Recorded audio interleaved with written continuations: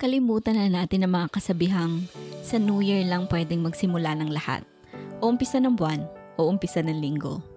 Kahit anong araw ay pwede mong simulan ang mga bagay na gusto mong marating sa buhay. Pero isa sa mga bagay na dapat mong simulan ay ang pag-invest sa sarili mo. Ito man ay para sa mental health mo, physical, sa finances, o maging sa skill. Lahat ng ito ay magbibigay sa iyo ng significant na pagbabago. And having said that, sa video natin ngayon ay pag-uusapan natin ang 5 powerful reasons bakit kailangan mong mag-invest sa iyong sarili. The best gift you can give to yourself is to invest in yourself. Sinabi ng author ng librong Market Research Like a Pro na si Pooja Agnihotri. It's a no secret na ang pinakamaganda at matatag na investment ay ang sarili mo. Pero madalas isa ito sa ating lowest priority dahil sa dami ng ating responsibilidad sa buhay.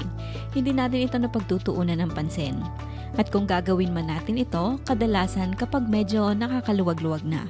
Nakakalungkot isipin dahil ang pag-aaral ng skill at pag-develop sa ating sarili ay hindi natin pinapahalagahan o pinaglalaanan ng oras. Kapag hindi natin alam ang tunay na halaga ng pag-i-invest sa sarili, maaaring pumigil ito ng progress natin sa pag-abot ng ating mga goals, pag-fulfill ng ating potential, at pagsasakatuparan ng ating mga pangarap. Maraming dahilan kung bakit kailangan mo mag-invest sa iyong sarili. At ngayon nga ay pag-usapan natin ang 5 sa mga ito. Pero bago ko simulan, welcome to Filipino Success. Please like this video para makatulong ka sa ating channel na mas marami pa tayong maabot. Subscribe with notifications on para wala kang ma-miss out sa mga bago nating uploads. Now kung ready ka na, let's get started. Number 1, it boosts your confidence. Malaki ang nagagawa ng tiwala sa sarili. Ang kumpiyansa sa sarili ang nagbibigay sa iyo ng tapang na harapin ang mga tao at opportunity sa buhay. Yung pakiramdam na handa ka anumang pagsubok ang ibigay sa iyo o sino man ang makaharap mo. Dito din nagsisimula ang positibong mindset na magdadala sa iyo ng positibong bagay. Nagiging aware ka kasi sa mga kakayanan mo, values at passion at kung paano mo ito magagamit para ma-achieve ang mga goals mo sa buhay. Ayon sa isang research, ang isang individual na naglalaan ng 5 o higit pang oras kada linggo sa pag-aaral ay nagkakaroon ng positibong purpose sa kanilang buhay. Kapag kasi alam mong may kahulugan ng buhay mo, ibang kasiyahan at satisfaction ang mararamdaman mo, which in return reflects on your lifestyle. Number 2, it opens new career opportunities. Maraming magagandang opportunities ang pwedeng mangyari sa iyo kapag naglaan ka ng oras sa pag-i-invest sa iyong sarili. Kayamanan mo ang iyong sarili kaya ang pag-i-improve ng iyong skill set ay magpapalago din sa iyong market value. Ikaw man ay naghahanap ng employment opportunities o nag-o-offer ng services.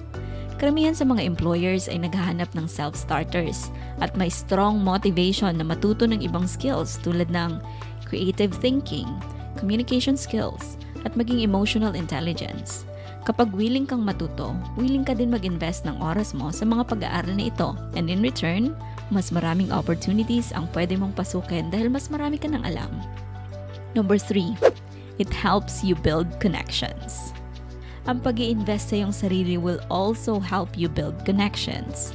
Karamihan sa mga connections ko ay na-meet ko either sa mga workshops o sa mga paid courses na inattendan ko. Sa pamamagitan ng mga connections na yon, I was able to find other clients to be partnered with, local man o international. Mahalagang ang mindset mo is to always build yourself kahit anong ginagawa mo. Laging itanong ang what's in it for you sa tuwing mag-i-invest ka ng oras o resources. Huwag hahayaang wala kang makuha in return. Lesson man yan, connection, opportunities, at iba pa. Number 4, it helps you adapt to change. Isa sa pinakamagandang benepisyo ng investing in yourself ay ang kakayanan mong mag-adapt sa mga pagbabago. Napakabilis magbago ng lahat. Kalalabas lang ng bagong update ng mga software. Maya-maya nandyan na naman ang bagong update. And so on and so forth. Kapag overwhelmed ka sa bilis ng mga pagbabago, then maybe oras na para mag-invest ka sa sarili mo on how you can handle changes fast. Ang pag-aaral ng mga bagay-bagay ay hindi natatapos sa school. Every day dapat may natututunan tayo.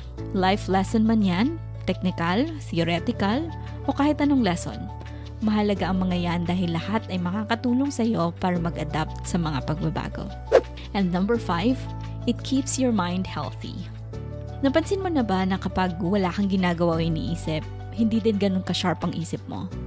Madalas kang nagiging makalimutin dahil walang exercise ang utak mo.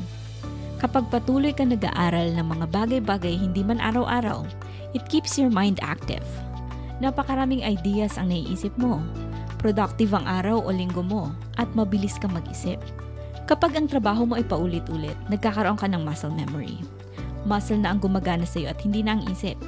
At kapag binigyan ka ng task na malayo sa ginagawa mong araw-araw, mahirap na ito para sa iyo dahil nasanay ka ng hindi nag-iisip. Pero kung araw-araw ay may iba kang ginagawa at natututunan, kahit anong task ang ibigay sa iyo, madali mo itong magagawa. Isang pag-aaral ang ginawa sa isang business school at natuklasan na ang pag-aaral ng mga bagay-bagay ay nagre-reduce ng mas higit pang stress sa trabaho kesa sa pag-yoga o pag-exercise. Now let me ask you this question. Paano ka mag-invest sa iyong sarili? Kung na-inspire ka ng videong ito at gusto mo mag-invest sa skills mo, maaari mong i-check ang ating mga courses sa ating membership program for only 99 pesos per month. Check the link sa description. At dahil nakarating ka sa part na to, salamat sa iyong oras at sana'y na-inspire kita. Please subscribe for more videos like this with notifications on. At sana'y yumaman ka.